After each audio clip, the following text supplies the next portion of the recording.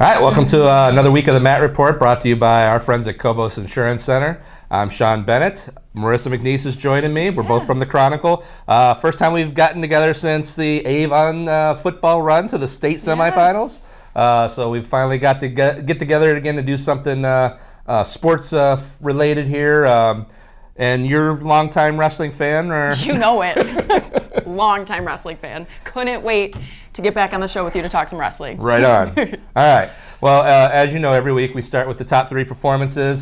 This week we have we were a little limited. We only had 2 tournaments and 4 teams in competition, but we had some good performances. We're going to start with Peyton Bergdorf of Firelands. That's 2 straight weeks he's made our top 3 performances. Peyton's a 3-time state qualifier. He went 4-1 with a pair of major decisions to finish as the 132-pound runner-up at the Perrysburg Invitational last weekend. He took a 4-3 loss. Had a takedown against him in the final closing seconds against Toledo Whitmer's Jack Haskin, who's ranked number 5 in the state in Division I at 138 pounds. So a very tight match with Peyton Bergdorf. I don't know if you've got to see him in action at all, but he's a 3-time state placer, as I mentioned, and definitely one of the top wrestlers in our area. I haven't got to see him. I've certainly heard so much about him. If you follow wrestling even a little bit around here, that's a name you've definitely heard of. And I know Firelands, they're looking for their first state champion in school history. Ever, yeah. Is Peyton the guy? I mean, can he do it this year, do we think? It's going to be a tough battle. He's not ranked number 1. I think he's ranked 4, in the state right now. So he's going to have to pull some upsets to get it done, but he's been knocking on that door for the last 3 years. I mean, he finished 4th in the state as a freshman. He's, like I said, he's a 3-time state placer. So this is his last chance, but he's hands down the most decorated wrestler in that program's history. I think up until that point they only had 2 state placers, and he's already finished 3 times on the podium. So yeah, that was my next question. I mean, where does he fall in terms of Firelands wrestling history? Got to be the best, hands down. And then we're staying with Firelands, actually. He's a senior. Peyton is a freshman. Ruben Pina Lorenzano, I've been talking about him a few times. Freshman at Firelands. He went 5-2 with a pair of pins to finish in 4th place at 106 pounds at the Perrysburg Invitational. Just a really nice run. He won 5-3 over Anthony Wayne sophomore Braden Biederman. He's ranked number 21 in the state in Division I by BorofanoHio.net. He pinned Centerville sophomore Simon Taylor, who's ranked number 20 in Division I, and then he finally lost 8-4 to Oak Harbor sophomore Mike Judge, who's ranked number 9 at 113 pounds in Division III in his placement match. So I think he's placed in just about every tournament he's wrestled in. It's nice that as Peyton, one of the top guys in the history of the program, is about ready to walk out the door, you got this other guy coming in who's going to probably do some great things in the future. We've got 2 Firelands wrestlers here. What's the state of the program? I mean, is this one on the rise? Where and how has this program grown since you've got a guy like Peyton who's come in, and now you've got some freshmen showing some stuff? What's the state of the program at this point? I mean, it's definitely, I think it's in its heyday right now. It's Josh Walbaum's there. He's a young, energetic, passionate coach.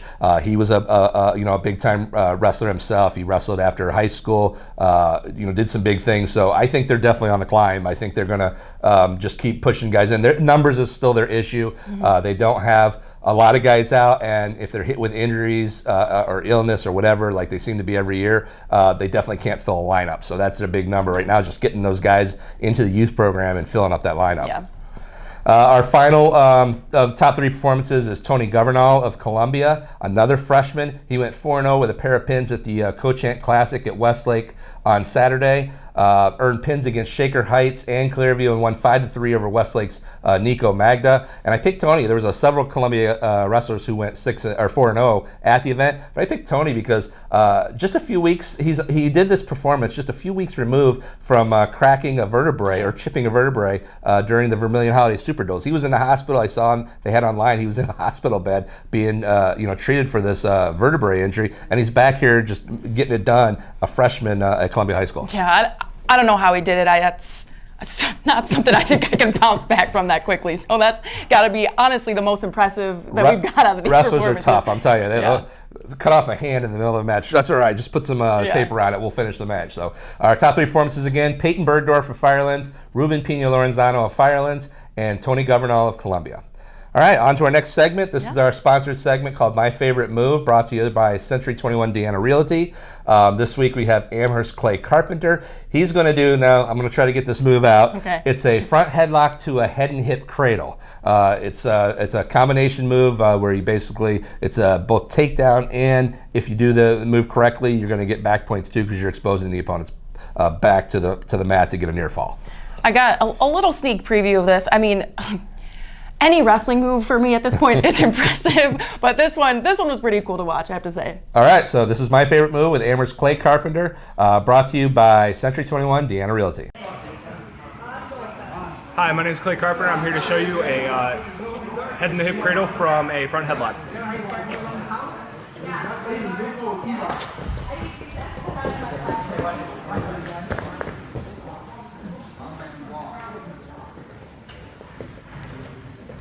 So the first thing that you want to do is you want to get this guy pushing into you.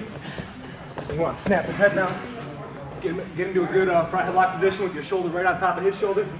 Extend him down to the mat. And then once you're here, you want to put your head down into the hole, like this, circle, get this ankle or right around the leg, and drive into it. Lock it up, down here. Pick it up here, and take it over.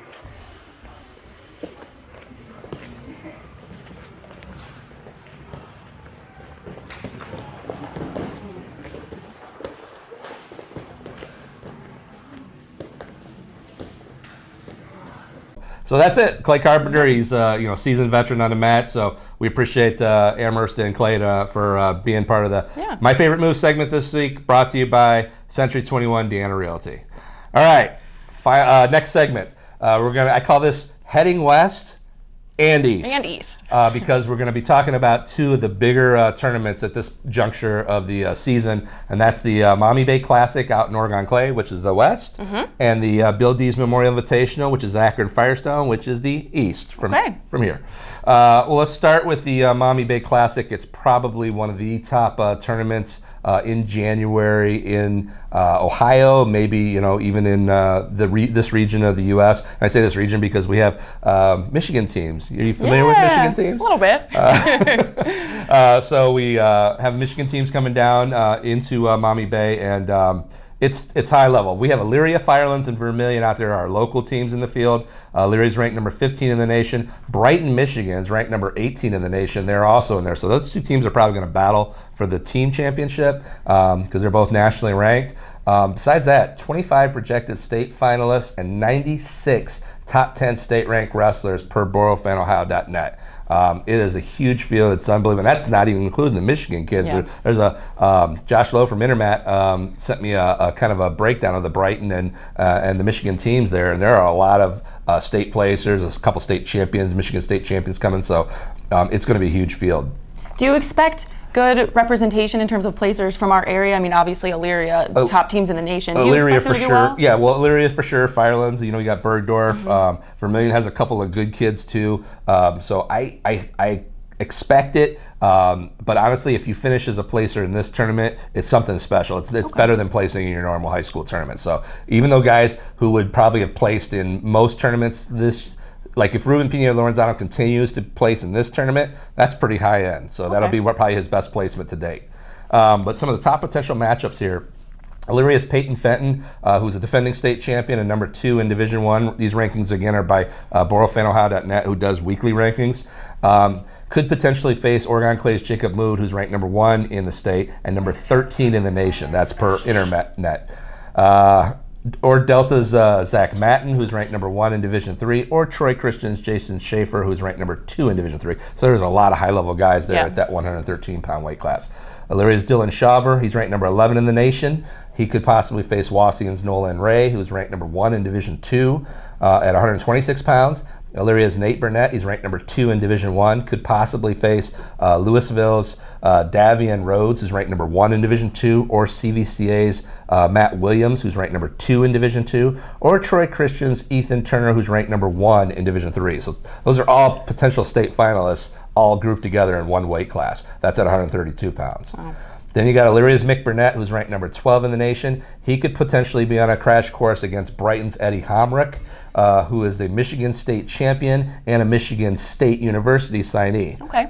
So that's a high-level guy, two potential high-level guys at 138 pounds. And then finally, Illyria's Jake Evans. He's ranked number 12 in the nation. He could potentially face Oak Harbor's Wyatt Miller, who's ranked number 2 in Division III, or possibly Warren Woods Towers' Amari Embry, who won a Michigan State championship last year as a freshman, but he has yet to wrestle this season. So we don't know if this could be maybe his debut week or what's kind of going on with him, but that's at 182 pounds. I know you said this is one of the top tournaments or invitationals in January. Is this something that, it gives these wrestlers a gauge of where they are at this point in the season and, what to work on moving forward? Well, it is, and they do that anymore. It's like, it seems like there'd be stages of that's how I used to think of it, stages of the season, and they're starting to work toward that peak, toward the season finale. But nowadays it's week to week. They're pretty much working to progress every week. So yeah, definitely this is a big one, because especially for the Illyria guys, because their goal all is to finish on the state podiums, and they have the dual team tournament right around the corner. So yeah, it's definitely a progress type situation. It's a great tournament. I highly recommend it. I almost died last year coming back from this tournament. Okay. It was like a crazy blizzard, but I'll be out there again. I'm going to risk life and limb and go out there and watch the high-level wrestling. Yes. Yeah, no, it's definitely great wrestling. So if you have the opportunity to go out there and watch it, definitely go. The other tournament, obviously, we mentioned was the Bill Dees Memorial Invitational. I've been to this one multiple times, too. It's a great tournament. Avon and Midview are in the field locally, two of our better teams in the area. Brecksville is also in the field. They're ranked number 10 in the nation, so another just high-level field of wrestlers. Some of the top potential matchups involving our local wrestlers. Avon's Jordan Greer, he's ranked number 3 in Division I right now in the state.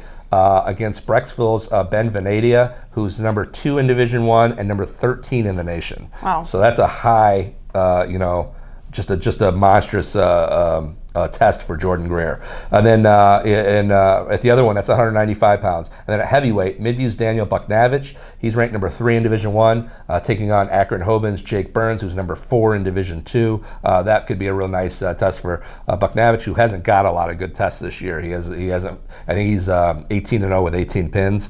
So that could be a match that finally maybe really puts him to the test. And then, same thing as before, but do you expect some good local representation in terms of finishes in this tournament as well? Yeah, both those teams, Avon and Midview, have some really good kids, some kids that, Avon has a couple state placers coming back. Midview, Bucknavich finished 5th in the state last year, so they're going to go in there, and I think they're going to do pretty well. I don't think the field's quite as strong as Maumee Bay, but it's still strong enough that if you can finish on a podium there, that's a pretty good accomplishment. All right, so our last segment, as we do every week, we're going to chat with Marissa, our guest co-host this week. And like I said, we'll start kind of with your some of your history, kind of foreshadowed about your hometown and your where you're raised, school, stuff like that. Just talk about your background. Sure. Well, for those of you who don't know, I am originally from the Detroit area. I'm from Southgate, which is a few miles south of Detroit. Grew up there, went to Southgate Anderson, which has a pretty decent wrestling program there as well. A lot of state placers, but been doing some research. Last year, we had our first ever state champion, and she's a girl placed in the first ever state girls wrestling tournament. Pretty cool. So I got to shout out Joanna Paulshin, our Southgate's first ever state champion. So pretty cool for us. Very cool. Yeah. Ohio's having its first sanctioned state girls championship this year, so. That's good and timely. And we should probably, before we go too far into it, even though you grew up in the Detroit area, you're not a huge University of Michigan fan, so we don't want people to be like, oh, I don't want to hear anything she has to say, because there's a lot of Ohio State fans. Keep tuning in, don't worry. So obviously, your schooling and sports training, talk about that. Yeah, so that I went to Eastern Michigan, which famously cut its wrestling program a few years ago, I think, right? Yep. We had a local kid on there, Larry Armando Torres, was on that program. Yeah, it was a bummer, and I know a lot of alums really disappointed with that decision, hoping to see in the future that change. But yeah, so went to Eastern Michigan and graduated with my journalism degree and have been sports writing ever since. Went to the Detroit News for a few months and before moving out here. So I know you we kind of joked about you being a history with wrestling, but you have actually covered wrestling events even around here. I have. So you do have some history with it. Talk about your just thoughts of the sport, and you've watched stuff, and you're knowledgeable about it. You know some stuff. What do you kind of think about the sport? I will never forget the first tournament I covered. I was so nervous, and it was a district tournament. It was some kind of postseason. I didn't know anything. I did so much research. I didn't know the scoring work, nothing. Really nervous, didn't know what was going on, but it was so much fun. I really enjoyed the sport. It just feels like a lot of drama, which I personally love, just with, the officials flying around. I love that, the moves, all of it. And my personal favorite, the first time I saw a kid run onto the mat with a pool noodle and whack an official, that's it.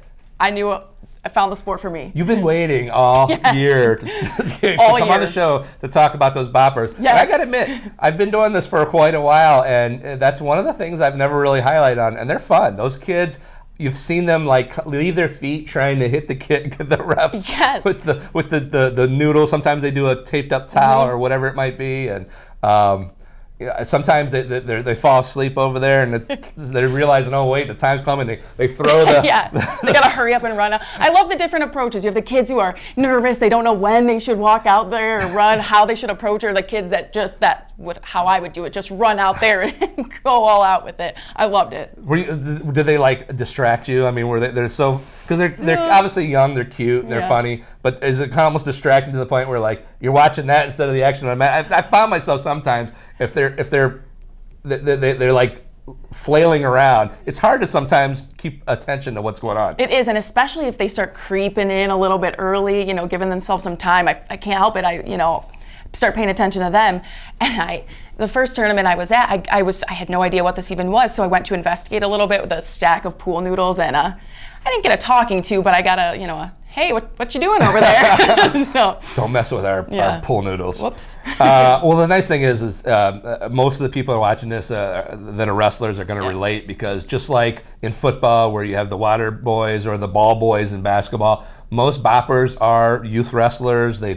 Most wrestlers have done the bopping at one point, so they definitely that's a part that they're going to probably laugh about when they see this segment. It's my favorite. I remember my bopping days and they don't. I'll tell you what. They're not hitting those refs lightly. Some of those guys are in there like, Conan the Barbarian swinging a double-handed broadsword, trying to, leave some marks on the ref when they leave. Yes, that sound echoes across the gym, I swear.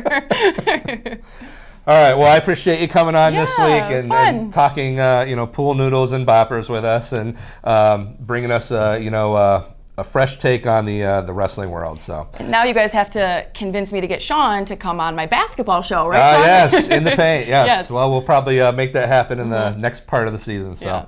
Again, thanks for everybody involved. Thanks for our sponsors, Cobos Insurance Center, the title sponsor, Century 21 Deanna Realty, who sponsors my favorite move segment, Bruce Bishop behind the camera, and thanks to you, the viewers, for stopping in with us again this week.